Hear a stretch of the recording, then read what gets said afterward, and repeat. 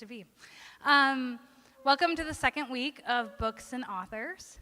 This morning we have a local author coming from Baylor. He is Distinguished Professor of History at Baylor University. Distinguished means big deal at Baylor. So let us welcome Philip Jenkins.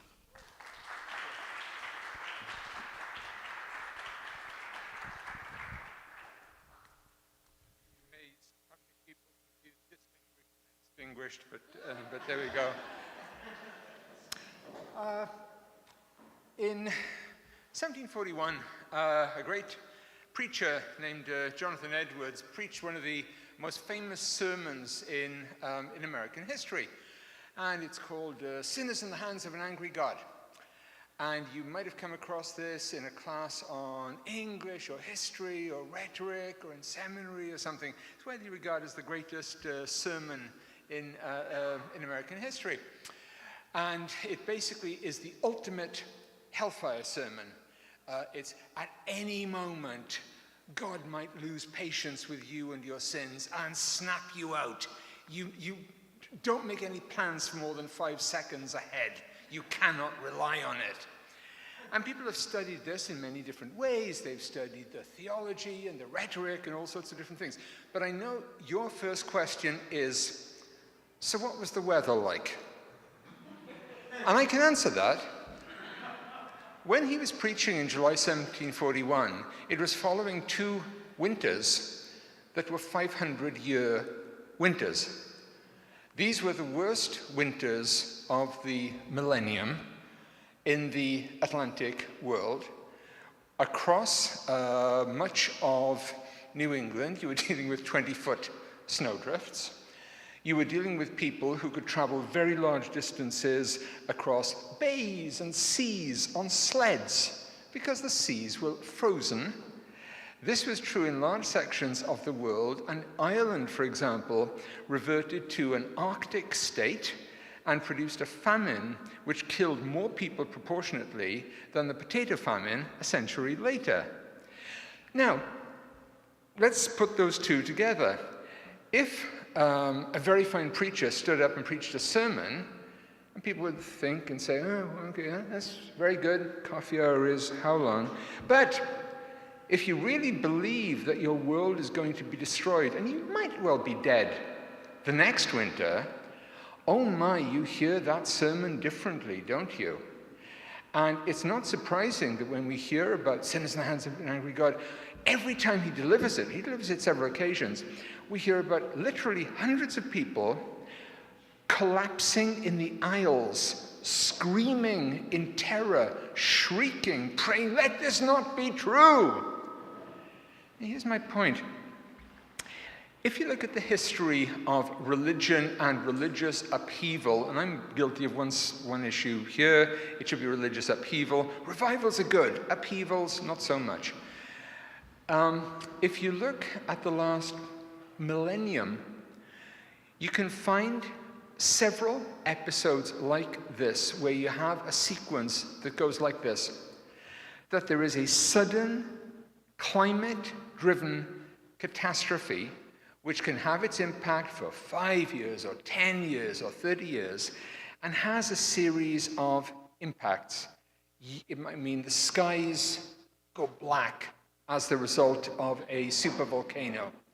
It might mean famine, shorter growing seasons, and always in the background, the danger of new plagues, diseases, pandemics.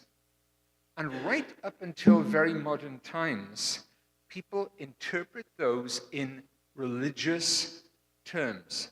They know in different ways that this is happening because God is angry with the world. What can we do about it?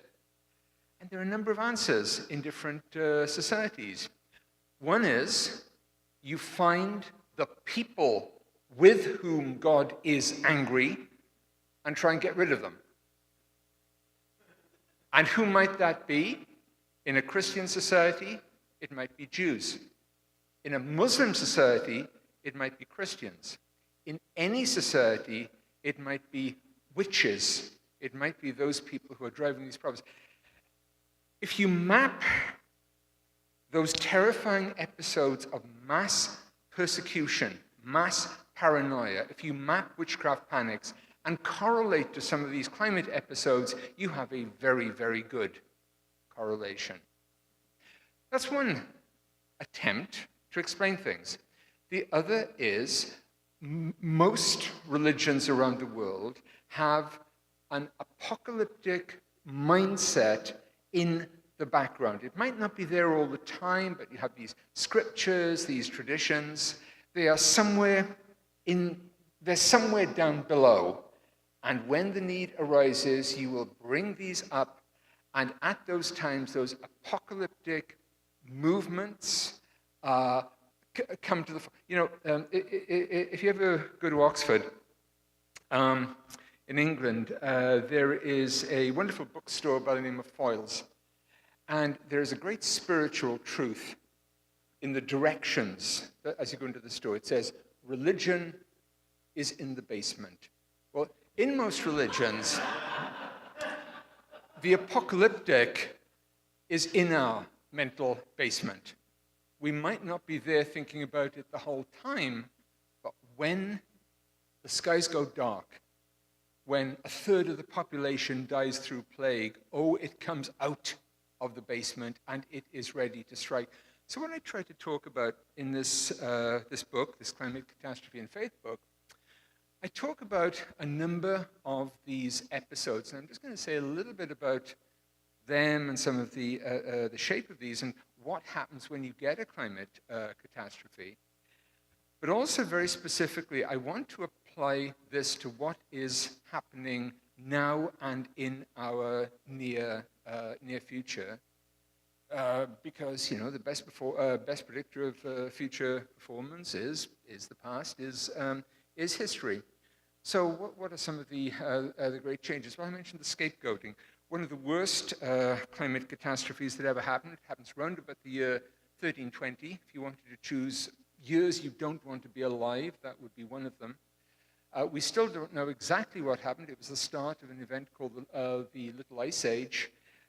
You had years in Europe and the Middle East of absolute constant rain and cold. It made it impossible to harvest. It made it impossible to store food.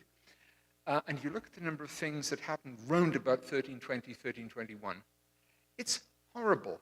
If you look at the conspiracies, the massacres, and the redrawing of religious maps. Up until 1321, specifically, Egypt is still a very largely Christian country. After 1321, it isn't. Christianity is destroyed across large sections of the Middle East. Christianity is doing very well in China until the 14th century. Not only is it crushed at that point, it's crushed so badly we don't see it again for 200 years. If you look at the history of witchcraft, look at the number of things that happened around about 1320, 1321. There's a view of witchcraft that it is a few harmful individuals sticking pins in dolls. It's in 1320, 1321 that we get this idea of a great secret underground religion somewhere out there, which people join by signing a pact with the devil, and they get together at these great events called Sabbats. Nobody knows that stuff in 1310. By 1325, everyone knows it. Climate correlates with these catastrophes and also with apocalyptic movements and religious revivals. Which particular kind of movement surfaces at which particular time depends on different circumstances. Mainly it's a question of how strong the state is. 14th century, the state is very weak. If you have tens of thousands of people wandering the country looking for scapegoats, then the king, the government are going to say, go ahead, just don't touch us. By the 17th and 18th century, governments are not going to give up on public order. You want to go have a religious revival? You want to go have a great awakening? Go ahead. If you start attacking religious minorities, we will start hanging you. And you can take any of these episodes. For instance, I talked about this year, 1741. You work that through and you look at the way in which a climate catastrophe results in paranoia and religious expressions. If you know your American history, 1741 is a year that should come to mind. It also sees one of the greatest examples of religious paranoia. The citizens of New York one day wake up and decide that there is a great plot to destroy the city by fire. And this is being carried out by, well, obviously, it's black slaves, but also it's Catholic priests, the two together. So the two sorts of people get hanged side by side or burnt side by side. It's a hideous example of religious persecution. On the positive side, it also launches the Great Awakening.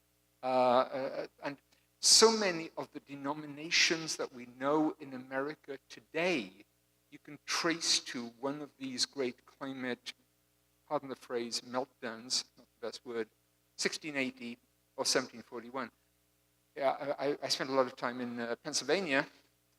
Pennsylvania was settled in those two particular years, around 1680 and 1741, mainly by people fleeing from a Europe devastated by climate catastrophe. American history is founded by climate refugees, which is an interesting way of thinking about it, I think.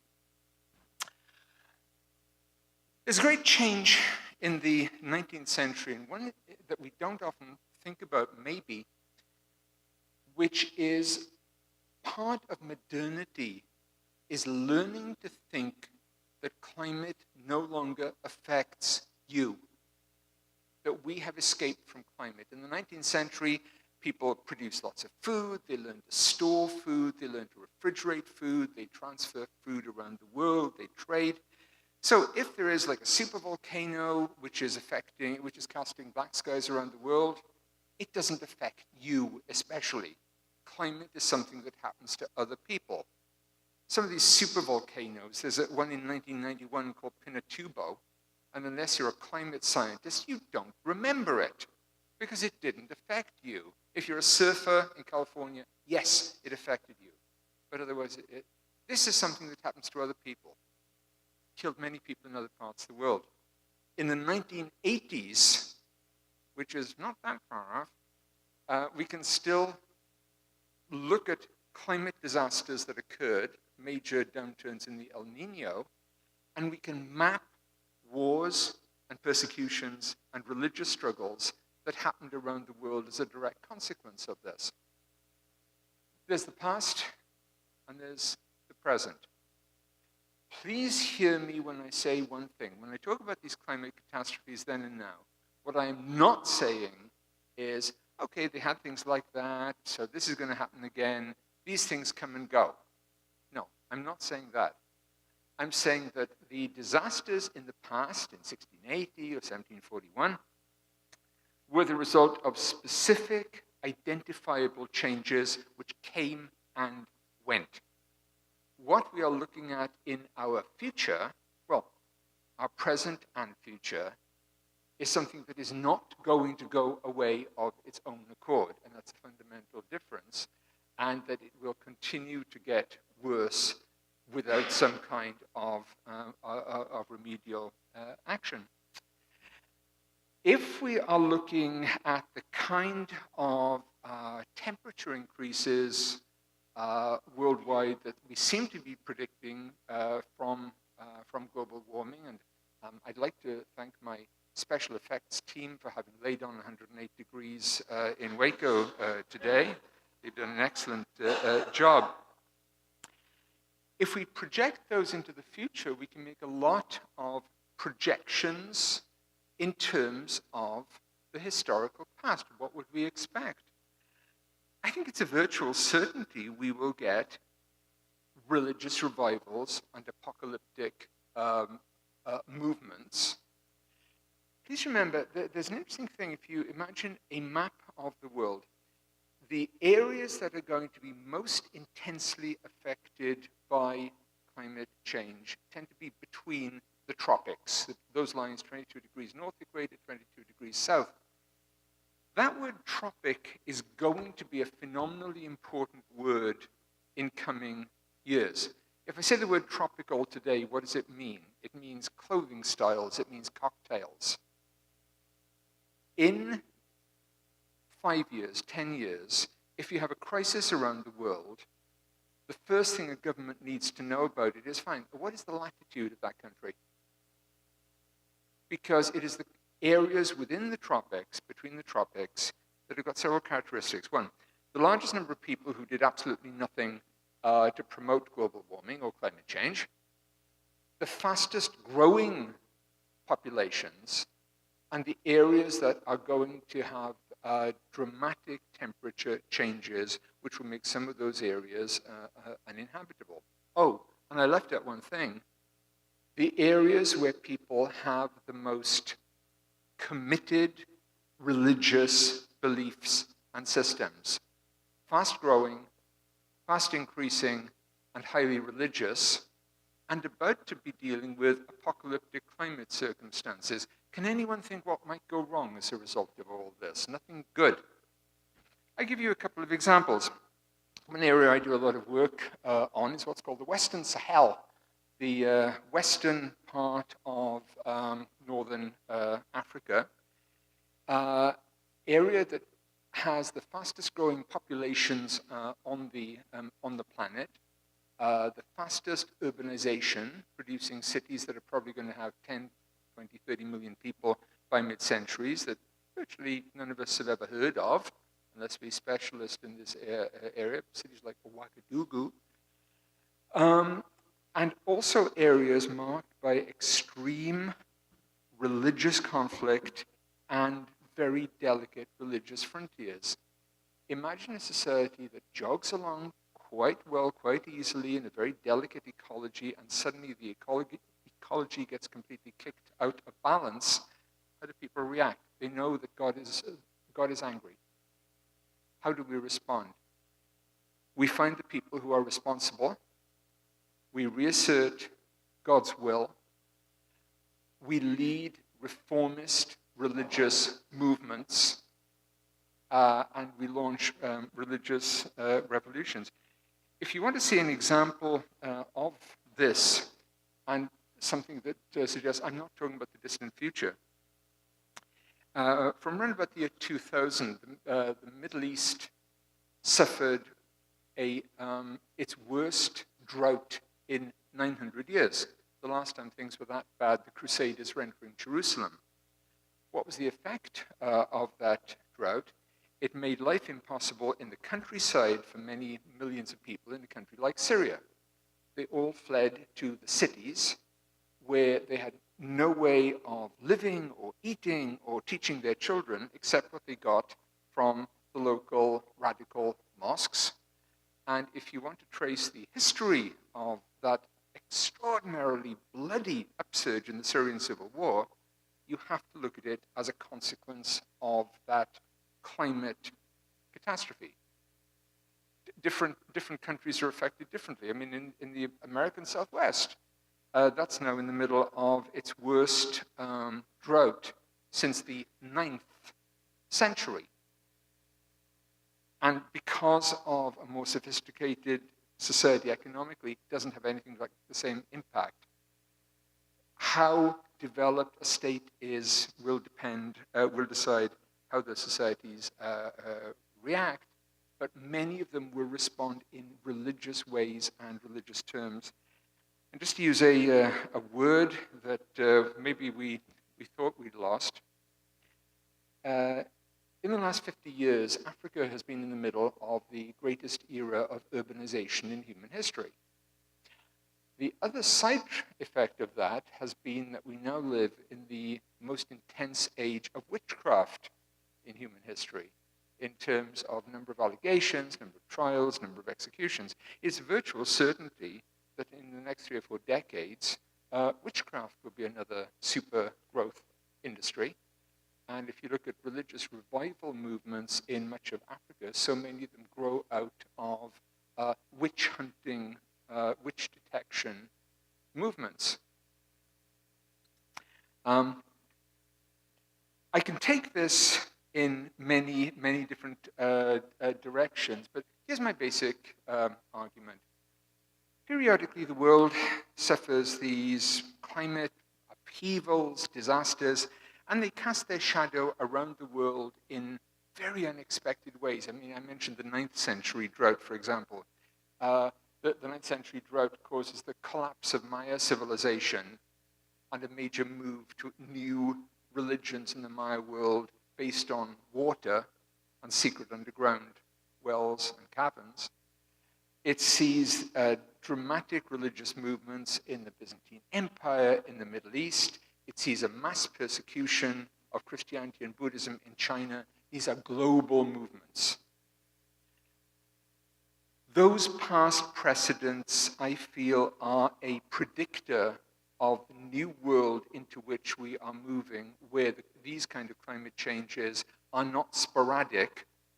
These are constant, and these are a new normal. Bottom line, if you try to write the history of religion without taking account of climate, you're missing a major part of the story. And if you try to talk about the future of religion and religions without talking about climate, you're making the same mistake. And I'll just add one kind of final point. One of the absolute greatest climate catastrophes that ever hit the world in the past happened, we can date it beautifully, it happened in the year 626. I'm sure you all remember the great events of 626, when there was a volcano which left traces, probably in Eastern Asia, and it left traces in trees in like the American Southwest and around the world. The skies were black probably for months. And long story short, apparently that crisis is crucial for the rise of Islam. And I wonder whether among the other religious changes we'll get, if things really turn out as bad as we're expecting, would be the rise of a new religion. Not just new religious movements within Christianity or within Islam or within Buddhism, but a whole new religion. I said I'd give a talk. I didn't say it would be cheerful. I'm now going to hand over for questions. Thank you.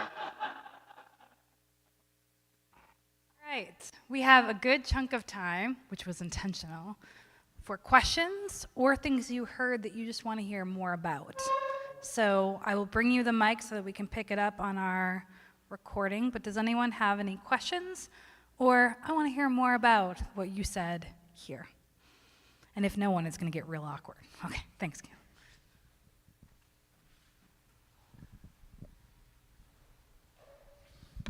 Dr. Jenkins, thank you for your talk. Sobering, but good. How did you come to correlate these data points? Like, where did you first notice this? Is this a hunch you had? Did you come across it and something that seemed like a coincidence? How did these two things end up being connected in your work? Yeah, interesting. Something I'd worked on many, many years ago. I was originally doing a lot of work about like 17th century British history. In 17th century British history, you have an event called the Popish Plot, when the government decides that Roman Catholics and Catholic priests are out to take over the country, and there's like this vicious persecution, there's paranoia everywhere, and so on. And that's happening in England. And in France, at exactly the same time, you have a conspiracy that has got nothing whatever to do with it in terms of ideology. It's all about witches and Satanists and poisoners and all sorts of good people. But it's the same conspiracy at the same time with no connection between. And you look around larger parts of the world at this point, and you realize something is making people crazy in this year, which is 1679. And very fortunately, we now have records of mortality and plague and famine, and you can map the worst years in particular eras. And the three worst years in the 17th century, one is, guess what, 1679. And, so I did some writing on this, and then you look at what's happening in climate at that point, and the answer is lots of strange stuff. So if you're in Cairo, in Egypt at that point, the main fashion choice of the 1679 season is very, very large fur coats to keep you warm through an Egyptian summer. You think, something's happening here. And what's happening here is very simple. The sun is giving way less energy, for a start. That is having its impact on the seas. That's having its impact on all the volcanoes. And the world is in what's called the hyper-little ice age. So 1679 was where I started off, so to speak. And then I found 3 or 4 of these other big examples. But one thing these all have in common is if you're mapping religious movements and their turning points, so many of them correlate with these dates. It's the years round about 1679. What happened? 1682, creation of Pennsylvania. 1682, virtually all the Quakers in Britain head off for the Americas. Most of the German small sects and mystical movements all head off to the Americas in this kind of climate catastrophe. And I'm not saying it's like a perfect one-for-one fit, but normally when you do have things like this happening totally other different societies that aren't connected, something happens in Britain, same sort of thing happens in Persia and China. Something global is happening. And usually you look at the volcanoes and you look at El Nino and you really seem to have something. So that's kind of where I started off. This is, as I say, a lively topic in the world right now. Yeah. Could you describe a little bit your experience sharing your findings with Baylor undergrads? And in particular, I'd like to hear more about how some folks that might have a kind of a pre-millennial apocalyptic vision might hear and interpret your findings. Boy, that's a very interesting one. I've never really run into that as, if you like, a direct battle about that. I suppose in some ways it's disturbing because it does suggest that the end times have been here before and before and before that, and right back to the book of Revelation, which was written in a major climate meltdown in 96 AD. So if you want to talk about apocalypse and millennium, we do have a lot of background in that way. This is what you're saying is something that maybe should have happened but really hasn't, I suppose is what I'm saying. Where you do get some blowback, and this is something I was trying to be very careful about, is people then say, okay, so we've lived through these climate changes before, we've got another one, and it'll work through. And I'm trying to say, well, no, yeah, this is different. It's like, lest you think I'm trying to get the nickname Doomsday Jenkins, one of the things I do talk about in my book is what you might call climate good stuff and faith. So I talk about what's called the medieval warm period, when the sun is shining, the seas are warm, there are long growing seasons, population's growing, plague is down, and what are the effects of that? Well, gee, look at Europe at this time. Look at all the medieval cathedrals they managed to build to show how grateful they are to God. Look at the boom in architecture. Look at the creation of new towns, of religious orders, of universities. These all grow out of a world of a warm sun and a warm sea. And things go, as I say, jog along very happily until the late 13th century, and then suddenly go off a cliff quite rapidly. And the English phrase, which is very expressive, is things go pear-shaped very quickly. Other questions? Oh, hang on. Please. So where do you cross the line in more simplistic thinking of you're trying, or where does one begin to, I'm trying to find cause and effect because I need for there to be a reason that these things are happening versus this is actually true. So I guess where the non-academic that thinks about it is maybe, well, I've got to find correlation somehow. Sure. but where do you go? Now you're just trying to find a cause for really bad things that just happen. Okay. Like, how do I know that for a fact? Okay. Good. That's a great question. Right? Causation and correlation is one of the most important things. There are a number of things I would point to. Bad stuff happening, okay, fine.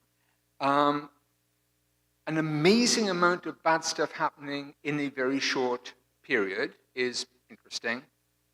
But when very bad things happen in a very short period and they happen in totally unconnected societies at the same time, that really strongly suggests that bad things are happening. And the example I would choose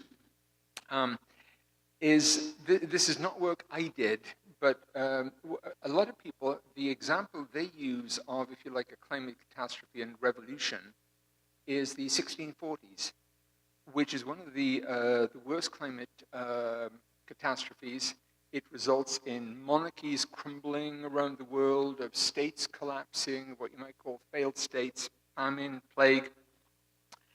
But what's interesting is it happens all around the world. It happens in China. It happens in North Africa. It happens in the Islamic world. It happens in Europe. And in societies that, as far as we know, have no connection with each other, or very little connection with each other.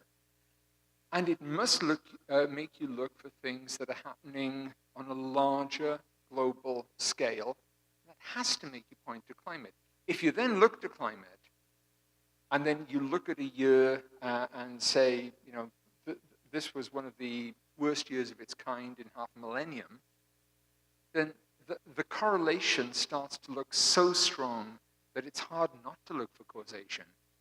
So I hear your question exactly, but then I look at this era around about the year 1679, and as I say, the correlations really do start to get overwhelming. Sid, you want to come back?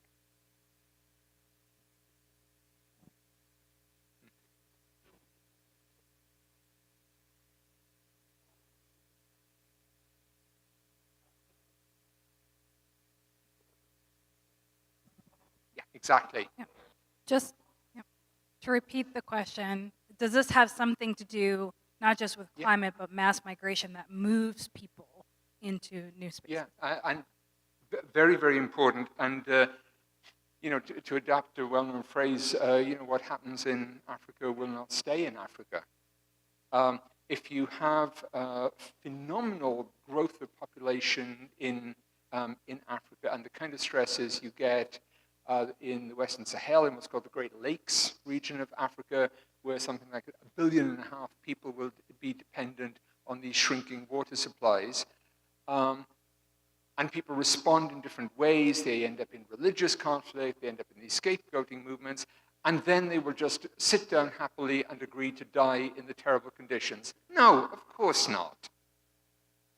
They will attempt to move to, from the African case, they'll attempt to move to Europe.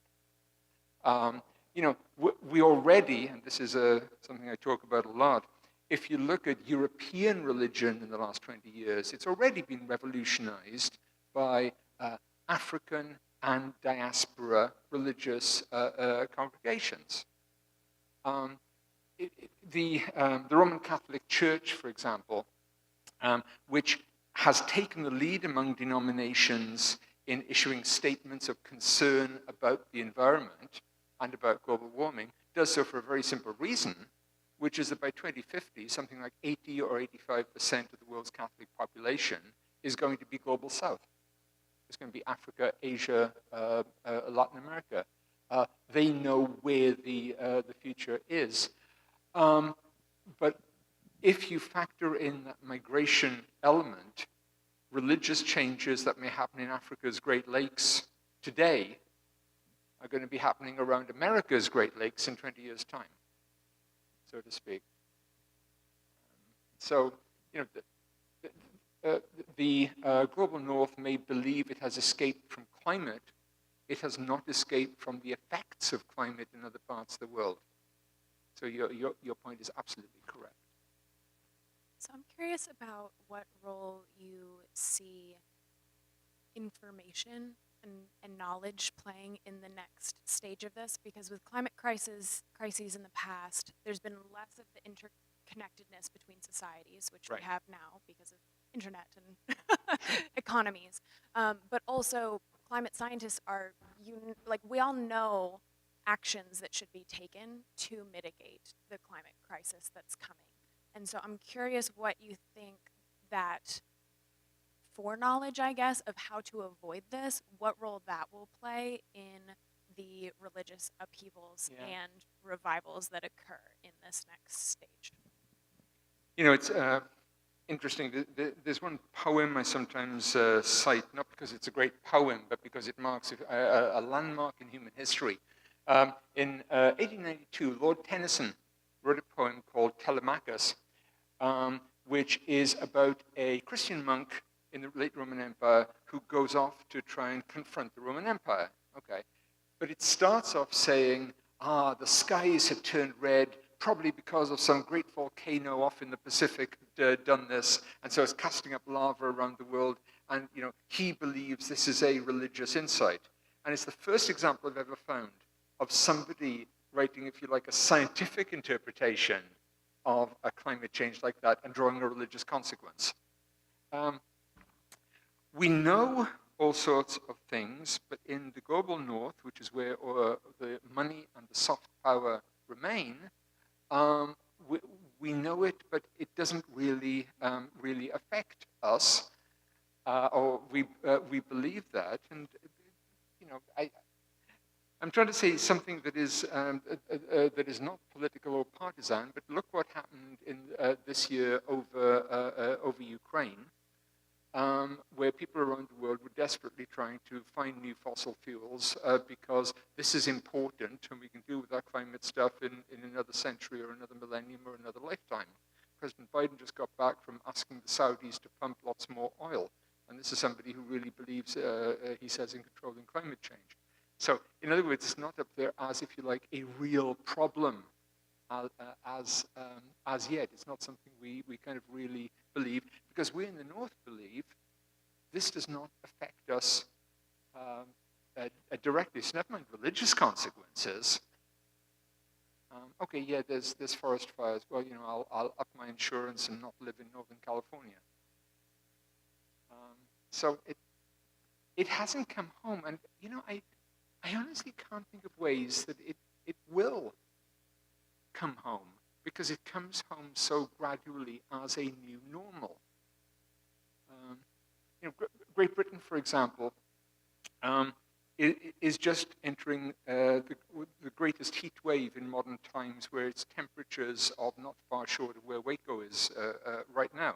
This is astonishing in Britain. But nobody's putting it together. I'm still old enough to remember headlines in the British papers which read 72, 73, 74, where will it end? Yeah. Now it's 104. Okay? So it's a question of what happens, what you know intellectually, and what registers as something you really take seriously. You know, obviously, the internet has transformed knowledge and communications. More important, almost as important as the internet, is migrant communities. So, you know, if you want to talk to people about what's happening in West Africa, you go to the Nigerian capital of the United States, which is Houston, Texas, and you can talk to 150,000 Nigerians and people from Cameroon, and they've got a very, very good sense of what is happening. Nigerians in Houston, they love the city, but they think it's too humid. What can I say? I'm fascinated with the correlation with scapegoating and climate as well, and I wonder how that might change. I don't think having more knowledge probably exempts us as humans from scapegoating. Sure. But when we have larger amounts of the population knowing that the cause of climate upheaval is not necessarily God's wrath, Right. how might scapegoating look different when finally this does hit home, possibly in North America, and we can't avoid some of the consequences?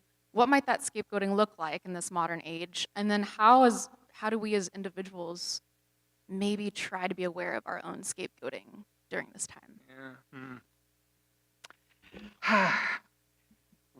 As I say, what I'm mainly looking at is not so much us as individuals, because we can have these lots of knowledge, we can have these strong views and commitments and so on, but it's how it becomes something which is a strong movement that people believe in. The other thing is, what does it mean in terms of any kind of concrete action? One of the really depressing things is people talk about trying to fight climate change and so on. If the United States did many things, then there's still a large rest of the world that is generating emissions on a phenomenal scale, and will continue to do so. It's a question of, so even if you do have the knowledge, how does that affect the scapegoating thing is very interesting, and I wrote about this in this book, which I published last year. I have seen a phenomenal number of news stories recently about the effects of this at the front line of the crisis in countries like Kenya, in countries of West Africa. But they really don't register on the global North American, European mindset. Bad things happening in Africa, we know this happens. It's so hard to try and get that message across. But maybe what I'm trying to do, in some ways, I'm not saying much new about the fact of bad things happening, but I'm just saying that based on past history, the odds that this will have religious consequences are extremely high. I can also point to religious groups, by the way, doing a very good job in helping with, for instance, migration. If some of the religious groups were not working in that way, the situation would be much worse. Yeah. I have a final question if no one else has a pressing one. I realize you are not a theologian or an ethicist. So as a historian speaking to a pretty privileged, well-off religious community here of St. Albans, what can we learn from history about religious responses during religious upheaval? Because we are likely entering into a crisis unlike any other climate crisis that for many of us the rest of our lifetimes will be defined by. So as a religious community, what can we learn looking back about what to do and what not to do to be a prophetic voice, to be a voice of truth, to be a voice of hope in what will likely be a very dark time that will disadvantage the least advantaged among us? One interesting thing is that the people in this church are also members of a communion, which is one of the largest forces, religious and cultural forces, in Africa. The Anglican Church, the Episcopal Church, is part of this great African religious presence. And I noticed some of the things you're doing, working with communities in Africa, and the amount of information exchange there is huge. For me, one of the most important things is how we read history and how we read the past, and look at the ideas that I'm talking about, where you assume that God's providence is causing this, therefore we must do certain things.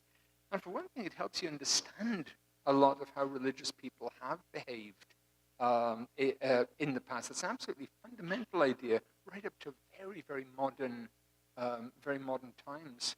But you might say that the Episcopal Church, the Catholic Church, Methodist Church, what they need to think about is where they stand on the planet in terms of the religious spectrum, and how where we are at the moment is, though it may not look like it, being part of this great African religious presence. If that term Anglican communion means anything, then there is so much to learn and teach in that way. But as you rightly said at the start of your question, my role is that of professor, not prophet.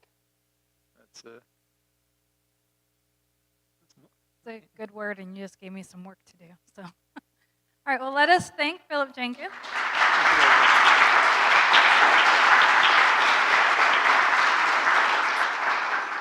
Just a couple things. One, we have a limited number of books for sale in the back, and because it can be confusing, I even have these little sheets about how to pay online through the church, or you can write a check and just in the memo write formation book. No cash, though, today, but they're $25. You can also find them online or wherever. Ask Fabled to order a whole bunch if they don't already have them. Next week, same time, same place, one of my very favorite people in the world will be here, and some of you heard her at our women's retreat in the fall. So we'll have Dr. Rebecca Poe Hayes. We have done theology. We've now done history. We're doing Bible next week, and so be back for that. And let me pray for us before we go. The Lord be with you. Lord, thank you that we do not have to think alone or know how to respond alone, and that there is a cloud of witnesses that can speak to us about how to respond well and in community, both in Waco and worldwide. Thank you for the good word of Philip Jenkins and for bringing him here this morning. Thank you for St. Albans. We continue to pray for rain. Amen.